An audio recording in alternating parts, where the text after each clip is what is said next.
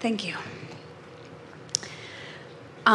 The woman that was up here earlier, she was talking about these children that don't fit, the square pegs that don't fit into a round hole, is what she was saying. And we have one of those little kiddos. And we have just learned so much from her, and we are so grateful for this child. What I want to know, there's two things. She has tons of anxiety. She's always afraid. And my husband and I want to know how we can help her live in this world. I mean, we understand that she's chosen to be here, and we're starting to understand that she's chosen to be how she is. And how is that? She's so sensitive. She feels everything so much. How do my husband and I deal with our own fear when we look at her and she's operating in a world where she doesn't really understand social nuances very well, and she's kind of naive, and we get afraid for her. We know you do, but when you feel that fear, what that means is you're looking at the exact opposite of what you want. You're imagining her failing. You're imagining her being taken advantage of. You're imagining her not having a joyful life. But every time something like that happens, you put into your vibrational escrow a joyful life, a confident person, a person who makes her own way, a person who comes into vibrational alignment, a person who's guided at every corner, a person that has source energy with her always, a person that's intuitive, a person that has a really active guidance system, who knows when she's out of kilter better than almost anybody that you've ever met. And as you put those things in your vibrational escrow, now your work, like her work, your work, like her work, but your work, not her work, your work is to line up with what you've put in your vibrational escrow. And when you accomplish that, now you've got something to offer her. Put yourself in the position of your daughter. And let's say you're afraid something has got you out of whack and you really are afraid. And you look over and you see a mother or a father or both looking at you and knowing your well-being.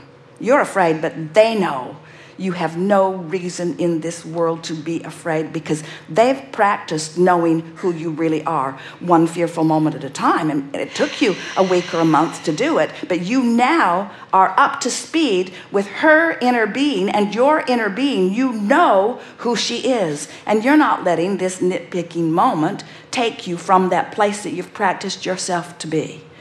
How do you think she would feel as she feels the security of your knowledge about her?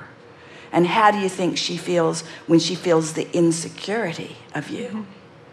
Now, compound that with all of the people who are clamoring around trying to help her be a whole person when she already is one.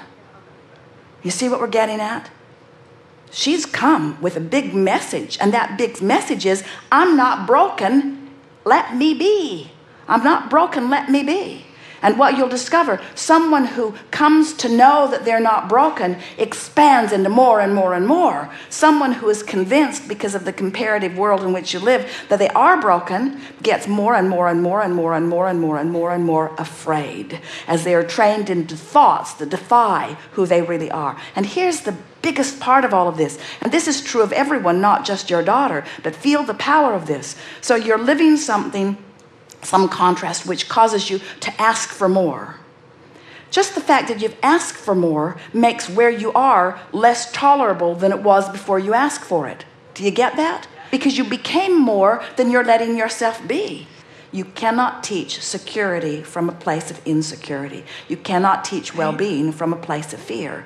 You've got to clean up your own vibration, not for your daughter, but for you. And when you do, you'll help your daughter. So now let's get to the big part of this.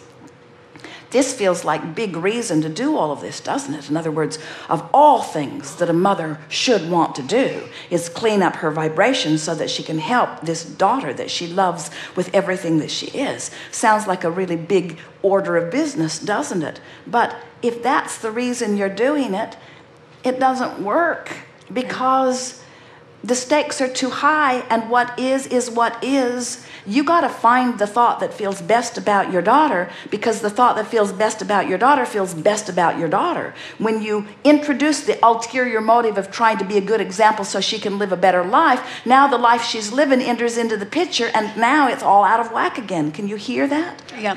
She's come forth to teach you the power of sensitivity. And when you sat down here, you spoke of sensitivity as if it was a deficit, as if it was something that is wrong with someone, and yet here you are having the same fearful emotion. Mm-hmm. So it's sort of like, I would like my daughter to get over being fearful so I don't have to be fearful about what she's fearful about.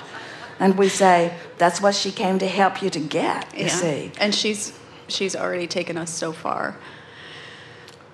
Well, be easy about all of it, and don't make such a big thing about everything, and do whatever you can to bring her from a place where she is not compared to so many other things. And then say to her things such as, oh, there are so many different things that people are good at. In other words, there are people that are really physically oriented, that take their greatest pleasure from those kinds of things. And there are people who are mentally oriented. There is so much variety in this world, and you'll find the thing that's just right for you. Mm-hmm. And just let that be the mantra that you are offering. But most of all, find it for yourself first. We can't do anything about you finding it other than hold the tone of it so that you can find it. And don't you love your blessed, sensitive, emotional guidance system that lets you know whether you're on or off the signal, on or off the signal, on or off the signal? Yeah. So in moments of exhilaration, you're on the signal. In moments of love, you're on the signal. In moments of hope, you're pretty close to the signal. In moments of fear, you're far from the signal. In moments of appreciation, you're right on the signal. And so watch for those moments for yourself and for your daughter, and just do your best to be on the signal. But do no coaching of your daughter or anyone else unless you're on the signal. Okay. That is the message for all teachers for all lifetimes. Do 100% of your coaching and mentoring from your place of conscious alignment with Source. Because anything you say from a place of not being tuned into that is not productive. Okay. Enough? Thank you. Yes, indeed.